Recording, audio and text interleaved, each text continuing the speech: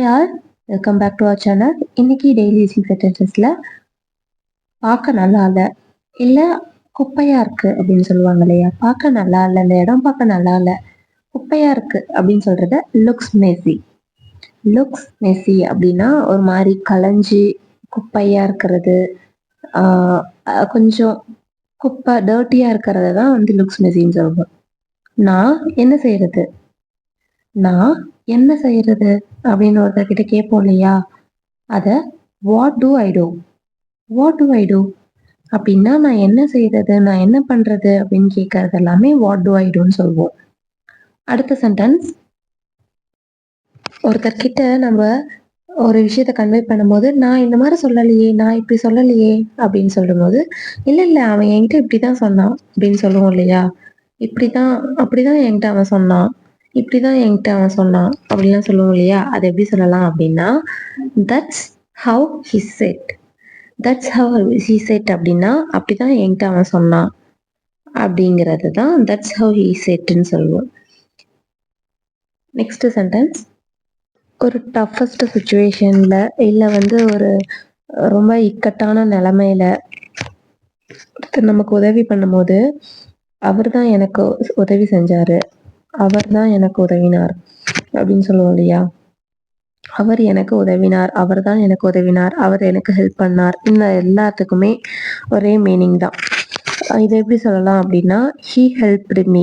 ஹெல்ப்டுனா உதவி செஞ்சாரு அப்படின்னு சொல்றத ஹெல்ப்டுன்னு சொல்லுவோம். ஹீ ஹெல்ப்டு மீ அப்படின்னா அவன் எனக்கு உதவி செஞ்சான்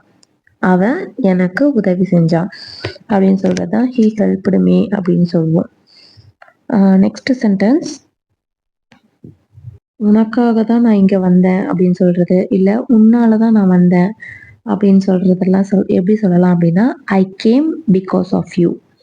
ஐ கேம் அப்படின்னா நான் வந்தேன், பிகாஸ் ஆஃப் யூ அப்படின்னா உன்னாலதான் நான் வந்தேன் அப்படின்னு சொல்றது தான் I came because of you. I came only for you அப்படின்னா நான் உனக்காக மட்டும்தான் வந்தேன் அப்படின்னு சொல்றது. ஐ கேம் ஒன்லி ஃபார் யூனா நான் உனக்காக மட்டும்தான் வந்தேன் அப்படிங்கிறது. உன்னாலதான் நான் வந்தேன் அப்படின்னு சொல்றத I came because of you அப்படின்னு சொல்லுவோம். உனக்கு தாகமா இருக்கா அப்படின்னு கேட்கறத எப்படி கேட்கலாம். தாகம் அப்படின்னா தேர்ஸ்டி அப்படின்னு சொல்லுவோம். தேர்ஸ்ட். உனக்கு தாகமா இருக்கா அப்படிங்கிறத ஆர் யூ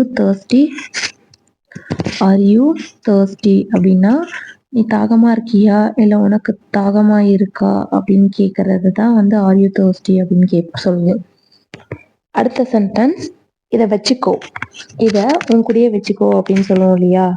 இதை வச்சுக்கோ அப்படின்னு சொல்றத கீப் திஸ் அப்படின்னா இதை வச்சுக்கோ அப்படின்னு சொல்லுவோம் இல்லையா. அதை தான் வந்து கீப் திஸ்ன்னு சொல்லுவோம். இதை உன்கிட்ட வச்சுக்கோ அப்படிங்கிறத கீப் திஸ் வித் யூ அப்படின்னா இது உன் கூட வச்சுக்கோ, உன்கிட்ட வச்சுக்கோ, நீ வச்சுக்கோ அப்படின்னு சொல்றது. அடுத்தது, கொஞ்சம் சிரிக்கலாம்ல அப்படின்னு சொல்லுவாங்க இல்லையா, இல்லை கொஞ்சம் சிரி அப்படின்னு சொல்லுவாங்க இல்லையா. அதை a little smile அப்படின்னா கொஞ்சம் லைட்டாக சிரிக்கலாம்ல அப்படின்னு சொல்கிறது தான் a little smile அப்படின்னு சொல்லுவோம். இந்த மாதிரி டெய்லி யூசிங் சென்டென்சஸ் நம்ம சேனலில் ஒரு சீரியஸாக போஸ்ட் பண்ணிகிட்ருக்கோம்.